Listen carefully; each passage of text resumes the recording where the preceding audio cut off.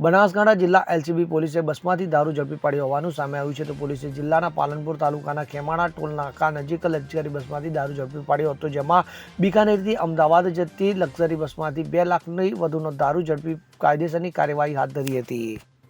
તો આ મામલે પાલનપુર તાલુકા પોલીસ ઊંઘતી રહીને જિલ્લા એલસીબી પોલીસે તાલુકા વિસ્તારમાંથી દારૂ ઝડપી પાડ્યો હોવાનું જાણવા મળી આવ્યું હતું. તો સમગ્ર માહિતી મુજબ બનાસકાંઠા જિલ્લા એલસીબી પોલીસને બાતમી મળવા પામી હતી કે રાજસ્થાન તરફથી એક લક્ઝરી બસમાં દારૂ સંતાડી ગુજરાત રાજ્યમાં ઘુસાડવામાં આવનાર છે. જે આધારે એલસીબી પોલીસે પાલનપુર તાલુકાના ખીમાણા ટોલનાકા પાસે પેટ્રોલિંગમાં હતા તે દરમિયાન અમીરગઢ તરફથી શંકાસ્પદ ટ્રાવેલ્સ બસ આવતા એલસીબી પોલીસે તેને રોકાવી તપાસ હાથ ધરી હતી. તો બસની છત ઉપરથી દારૂ મળી આવતા એલસીબી પોલીસે 4 શખ્સોને ઝડપી પાડ્યા હતા, જેમાં કુલ 12.25 લાખનો મુદ્દામાલ કબજે કરીને પાલનપુર તાલુકા પોલીસ મથકે ગુનો નોંધી આ મામલે તપાસ હાથ ધરવામાં આવી હતી.